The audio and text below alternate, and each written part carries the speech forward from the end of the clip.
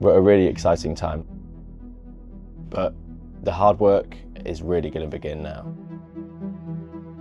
It's a family business mentality of every generation should improve things and make it better for the next generation to carry on the legacy.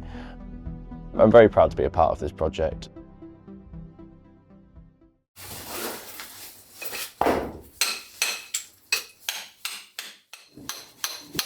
Just before Christmas, we managed to get signed off by Natural England, which was an incredible feeling because it meant that finally we could get started on this project. Just make this one a bit lighter for the boys. It's really, really exciting that we can actually get cracking on with this now. Everyone's been like itching to get involved. We've been through and surveyed it, and it is going to be really hard work. I mean, we're up for that, but we can see that there's quite a lot of challenges and there's a lot of material to move. Mike!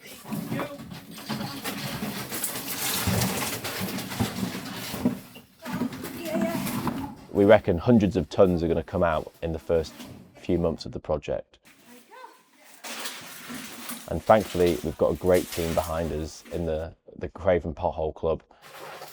They're all a great bunch of people at the Craven, and without their expertise, we wouldn't be able to do this project. When we get together, it's a way that the older members of the club, who may have possibly or retired from some of the more adventurous and challenging aspects of sporting cave trips, if you like, this progress means that we can actually get together, have a laugh. There's a lot of banter. I'm absolutely boiling. I mean, your muscles ache every time you've been in here. Because you're using, your shoulders, your arms, your tummy muscles, your back, your legs, a lot of kneeling. So yeah, it's physical, very. You don't need a gym. It's great fun, and we just really enjoy getting together and carrying on with our caving exploits. Cave Explorers and Stump Cross Caverns have got a long history of partnership. The Newbold brothers discovered it. Chris Long, part of the legend, and many other cavers who've done great amounts of work here. Terry Shipley, Rick Halliwell, Pat Halliwell. Probably the most historically significant part of that partnership was a chap called Jeff Workman. The contribution that he made to not just the exploration, but also the scientific research of the cave was massive. The seed chamber actually gets its name from Jeff Workman. He christened it seed chamber because it was a circular route linking one section of the show cave to another. It's really important for us to be a part of that history because our club has had a really long-standing history of working with Stump Cross Caverns.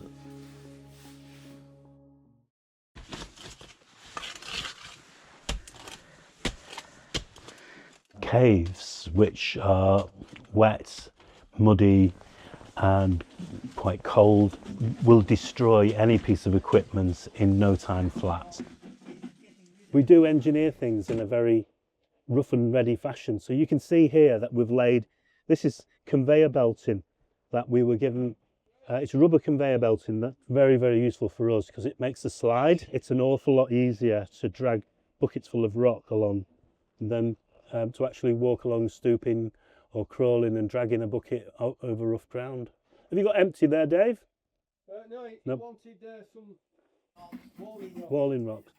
Further up there, where Dave is, we've put an aerial ropeway in. All right, Mike. That saves 2 or 3 people along that piece of passage who would normally be passing the buckets from one to the other. Instead of that, we've got a way of moving them using ropes, which is much more efficient. We still use traditional methods that lead miners in this area used to use. So the plugs and feathers is one. When we get to a situation where we have to break rock, then we drill a 16mm hole in it.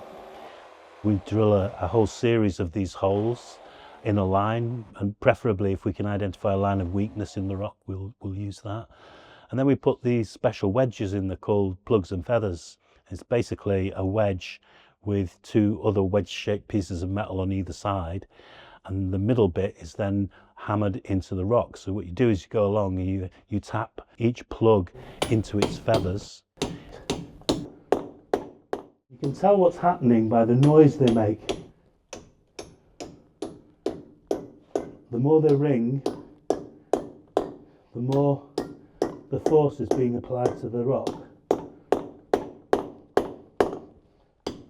And then gradually the force exerts itself onto the weakness and the rock starts to split.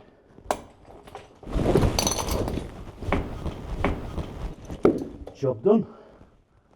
So once you split it, quite often you can break it into smaller pieces with a sledgehammer, lob it into buckets and get it out. So that's how we make progress with the rock. Cave environment is so incredibly unique. It's going to be a hell of an undertaking, and thank God we've got a team in the Craven Pothole Club who are able to do it. Work's been going on for a few months now, and we are blown away by what they've managed to achieve so far. Wow, this is a massive difference. Look at the size of this. I just can't believe how deep it is. The bottom of the steps used to have to crawl through, down. And now you can pretty much walk into that section of cave. The first, yes.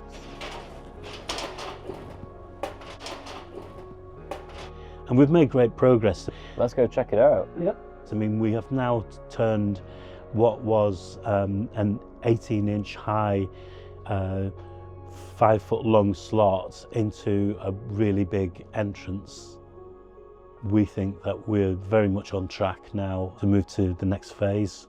A few more weeks working here, and then we go into creating the scaffold tower inside the shaft and the conveyor belt and catenary, wire catenary in the passage through to the shaft. So we've got a few more weeks working here, and then you're going to be starting to focus on the other sections. You're going to set up pulley systems to actually get this material from where it is now to actually out of the shaft. So this is the phase 2 of the project, isn't it? Yeah, it is. So the challenging bit is going to be getting tons and tons of material 30 metres through that low tunnel. So first of all, we're going to need to improve the route by taking out, there's a big flake of rock in the middle we need to take out. There's some levelling to do. Then yeah, it's going to be a lot of hard work dragging stuff through there. That's it, but it's a necessary step, isn't it, to actually get the immense amount of material that's in here. Yeah. I mean, it'll be hundreds of tons by the time the project's finished. Could well be, yeah. We sort of estimated that we might have moved 30 tons already. So. Exactly, in just six days of digging. 6 days, yeah. And just ahead of us, we've got probably the biggest challenge of the project. Let's go check it out. Yeah, let's go.